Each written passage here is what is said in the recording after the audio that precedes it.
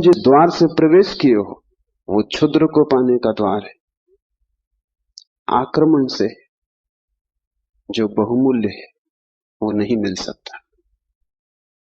जीवन का रहस्य तुम्हें मिल सकेगा अगर नमन के द्वार से तुम गए, अगर तुम झुके, तुमने प्रार्थना की, तो तुम प्रेम के केंद्र तक पहुंच पाओगे। परमात्मा को रिझाना करीब करीब एक स्त्री को रिझाने जैसा है। उसके पास अति प्रेमपूर्ण, अति विनम्र, प्रार्थना से भरा हृदय चाहिए। और जल्दी वहां नहीं है। तुमने जल्दी की कि तुम चूके, वहां बड़ा धैर्य चाहिए। तुम्हारी जल्दी और उसका हृदय बंद हो जाए, क्योंकि जल्दी भी आक्रमण की खबर। इसलिए जो परमात्मा को खोजने चलते हैं उनके जीवन का ढंग दो शब्दों में समाया हुआ है, प्रार्थना और प्रतीक्षा। प्रार्थना से शास्त्र शुरू होते हैं और प्रतीक्षा पर पूरे होते हैं। प्रार्थना से खोज इसलिए शुरू होती। इस शास्त्र का पहला चरण है ओम स्वप्रकाश आनंद स्वरूप भगवान शिव को नमन।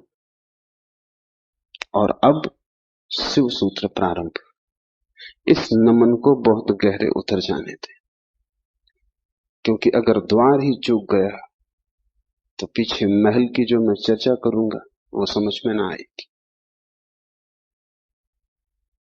पुरुष को थोड़ा हटाएं,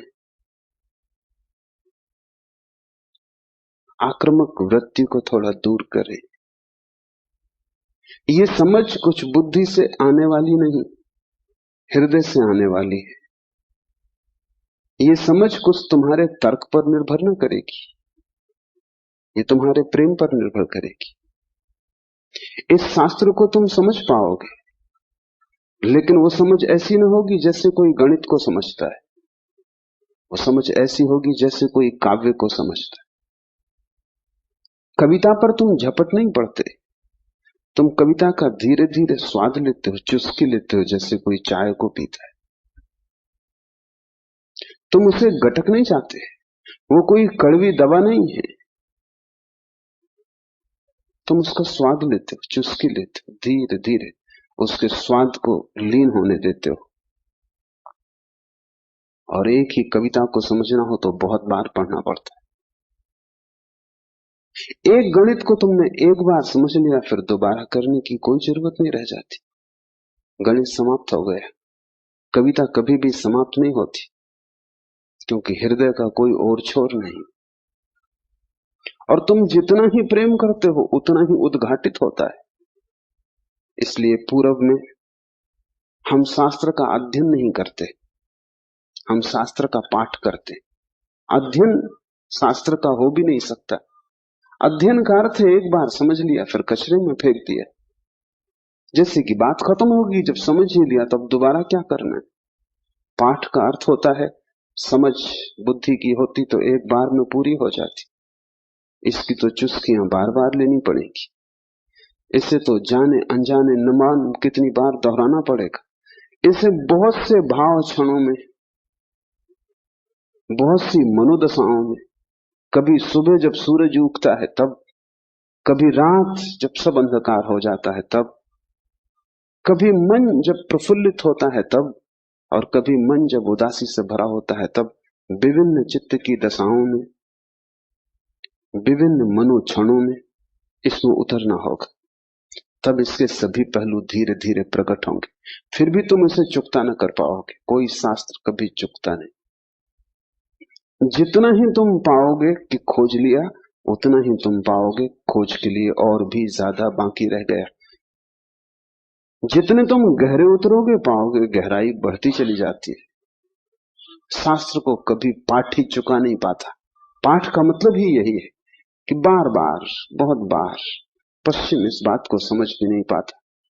उनकी पकड़ के बाहर है कि लोग गीता को हजारों साल से क्यों पढ़ रहे हैं, और एक ही आदमी रोज सुबह उठ के गीता पढ़ लेता है, पागल हो गया है। उनको ख्याल में नहीं कि पाठ की प्रक्रिया हृदय में उतारने की प्रक्रिया है। उसका समझ से बहुत वास्ता नहीं है, स्वाद से वास्ता है। तर्क और गणित और हिसाब से उसका कोई भी संबंध नहीं है। उसका संबंध तो अपने हृदय को और उसके बीच की जो दूरी है उसको मिटाने से धीरे धीरे हम इतने लीन हो जाएं उसमें कि पाठी और पाठ एक हो जाए। पता ही न चले कि कौन गीता है और कौन गीता का पाठी। ऐसे भाव से जो चले, ये स्त्री का भाव है, ये समर्पण की धारा है। इसे ख्याल में ले लेना। नमन से हम चले तो शिव के सूत्र समझ में आ सकेंगे। उन्हें तुम अपने में उतरने देना और जल्दी निर्णय की मत करना कि वे ठीक हैं कि गलत है, क्योंकि सूत्रों के संबंध में एक बात ख्याल रख लेना, तुम्हारे ऊपर निर्भर नहीं है तय करना कि वे ठीक है या गलत है। तुम निर्णय कर भी कैसे पाओगे? जो अंधेरे में खड़ा है वो प्रकाश के संबंध में क्या निर्णय करेगा? और जिसने कभी स्वास्थ्य नहीं जाना, जो रोग की सैया से ही बंधा रहा है, उसे स्वास्थ्य की परिभाषा कैसे समझ में आएगी? जिसने कभी प्रेम की स्फुरना नहीं पहचानी और जो जीवन भर घृणा, ईर्षा और द्वेष में जिया है, वो प्रेम की कविता तो पढ़ सकता है क्योंकि शब्द उसकी समझ में आ जाएंगे, लेकिन शब्दों में जो छिपा है, अंतर गुम्फित, वो द्वार तो उसके लिए बंद ही रहेगा। इसलिए तुम निर्णय मत करना कि क्या ठीक क्या गलत।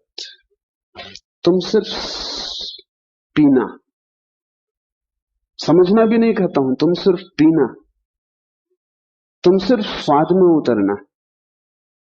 और अगर वो स्वाद तुम्हारे भीतर रहस्य के लोग खोलने लगे और वो स्वाद अगर तुम्हारे भीतर नई सुगंध को जन्म दे दे और तुम पाओ कि क्षण भर को भी सही तुम्हारे दुर्गंध का व्यक्तित्व विलीन हो गया है, तुम्हारे भीतर कोई फूल खिला है और तुम सुगंधित हुए हो, क्षण भर को भी तुम पाओ कि तुम अंधकार नहीं हो, कोई दिया जल गया है, एक झलक मिली जैसे अंधेरे में बिजली कौंध गई हो, उसी से समझ आएगी। तुम्हारे समझने से नहीं, तुम्हारे अनुभव की झलक से समझ आएगी। इसलिए तुम विनम्र